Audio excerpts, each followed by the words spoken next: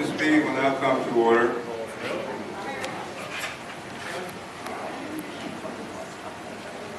This is a special board meeting of December 2nd, 2013, called at 7:30 in our clubhouse for the purpose of conducting a vote of the board with respect to whether to certify or not to certify the recall ballots served upon the board on November 25th, 2013. An identification of the items is as follows.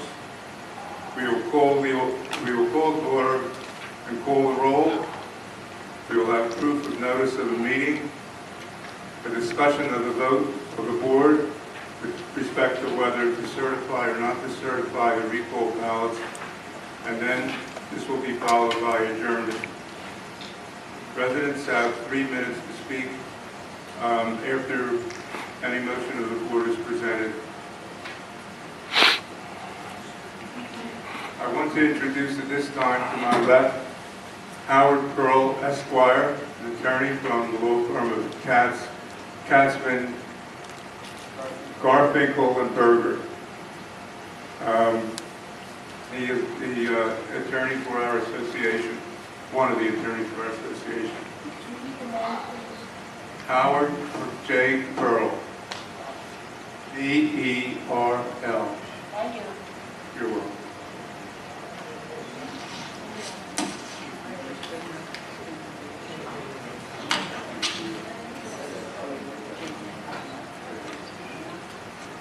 We have an affidavit that a notice was posted regarding this meeting, and that it was posted in a conspicuous place, which is outside the clubhouse, also on channel 63.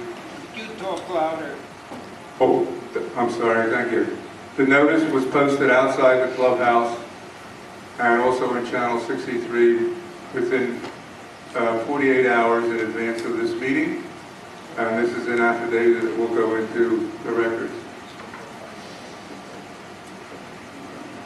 This evening we have 6 board members, and we no longer have 7, so we have a full board, and that's a quorum, of course.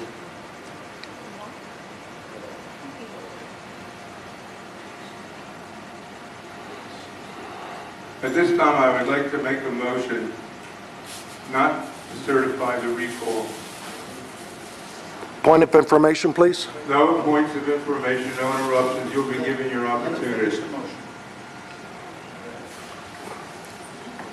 I would appreciate if we could at least not be interrupted. This is a very serious evening. There was an insufficient number of valid recall ballots served upon the board. Florida statutes, section 720.303, 10A1, requires the affirmative vote of a majority of the total voting interest of the association to recall a board member or members. The association is comprised of 393 total voting interests. As such, a majority of those voting interests, or 197 votes, is required to recall a member or members of the board. However, at the time that the recall was served on the board, a total of 28 voting interests were properly suspended, reducing the total voting interest pertaining to the recall to 365. If such voting interests are excluded, there would need to be 183 owners signing a valid recall ballot, or a majority of the 365 total voting interests remaining in the association. Following a careful review of the recall ballots and comparison of the recall ballots against the records of the association, as well as the public records of Palm Beach County, Florida, it was determined that there were only 167 valid recall ballots out of the 194 recall ballots served upon the board. A number which is insufficient under the Florida statutes for a valid recall, regardless of whether the total voting interest considered for the association is the full number of 393 or the reduced number, taking into account those voting rights that were suspended, of 365. 27 recall ballots were disqualified for one or more of the following reasons. First reason that ballots were disqualified. Recall ballots appear to be executed by someone other than a record title owner of a listed property.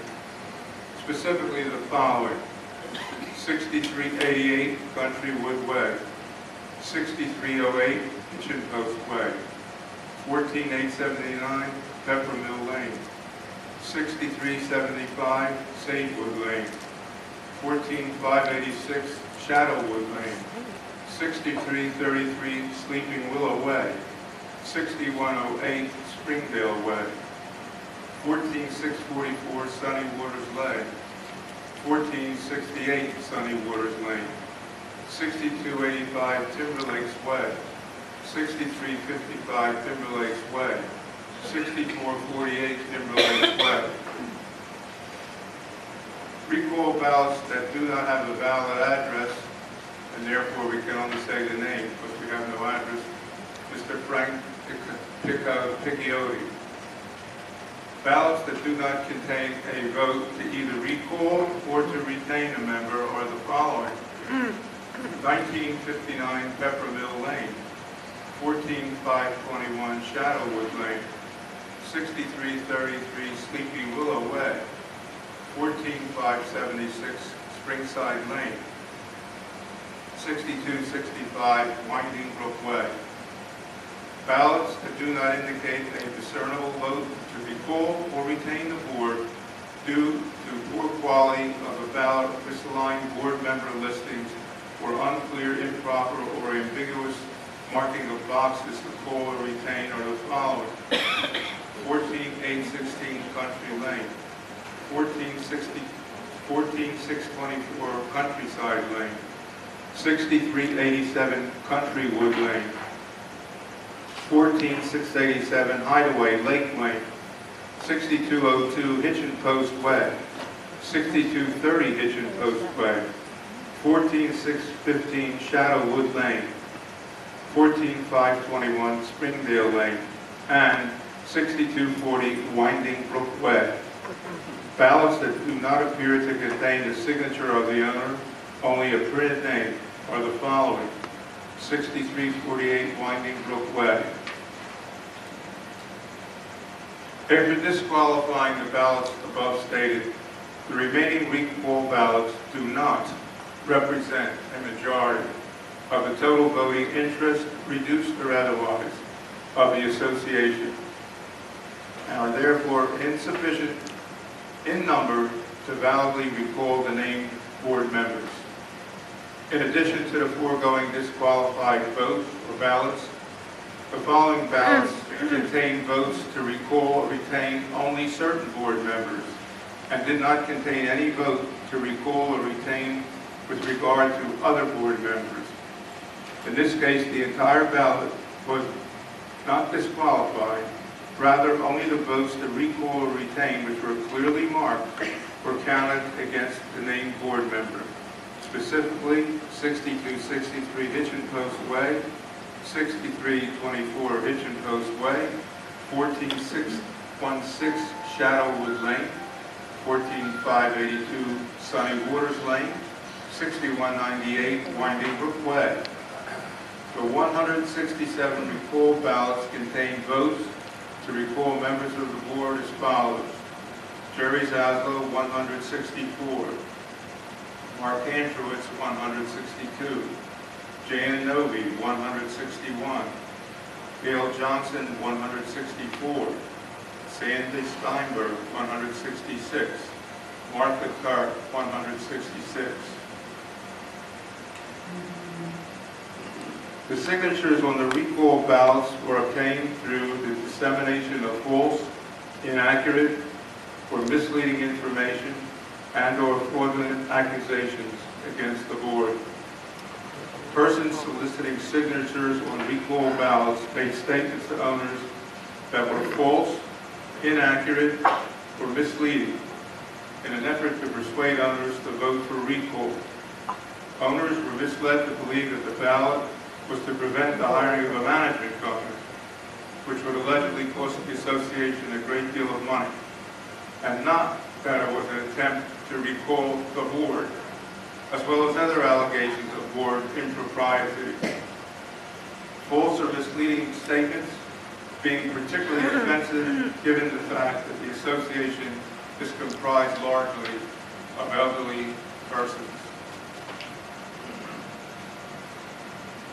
As to the appointment of replacement candidates, the majority of the voting interest did not properly vote for replacement candidates in the event that the recall was ultimately deemed valid. Specifically, the following ballots either voted for more replacement candidates than the number of board members subject to recall, or failed to vote for replacement candidates at all.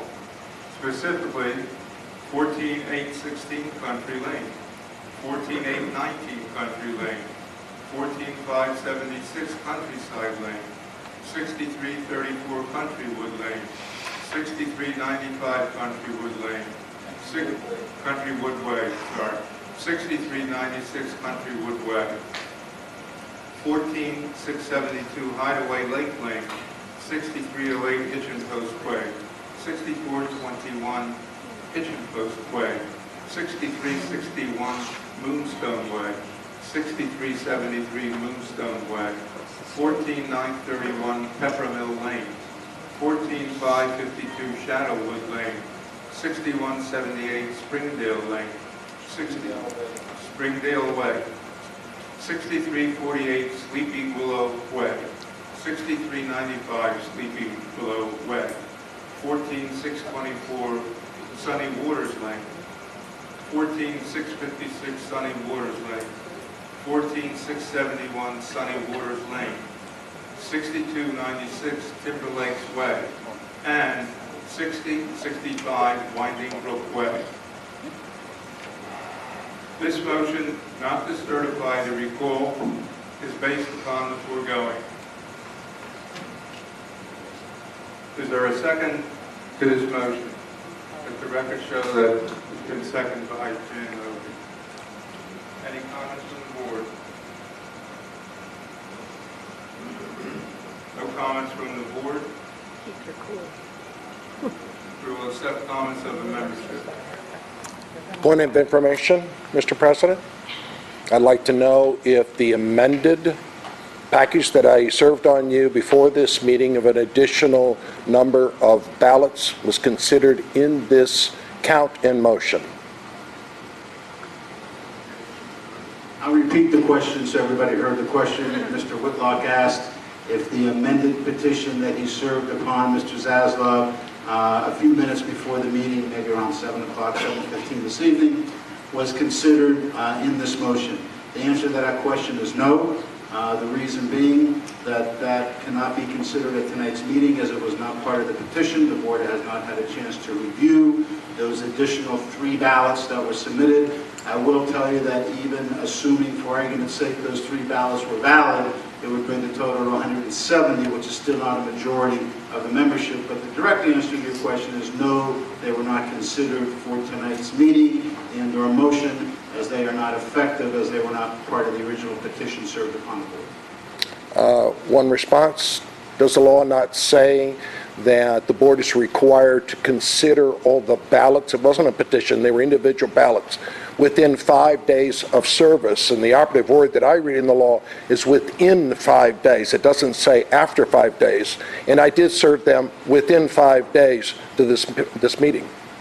The answer is that the board has to respond within 5 days, not consider all ballots submitted within 5 days. The original petition is what the board has to consider, and that's what they considered. All right, thank you.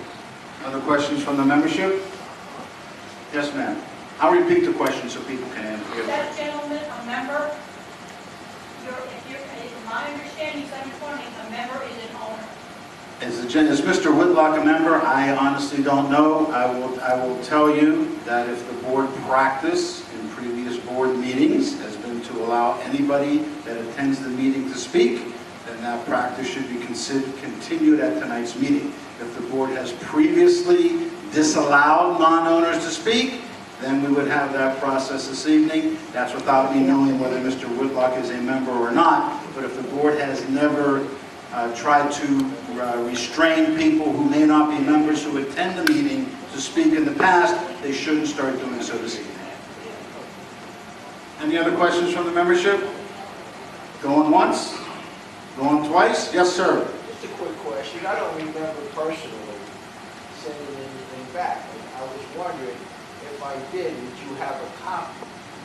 Question was, the gentleman asking the question does not remember sending anything back in, either to Mr. Whitlock or to whoever was collecting or to the board.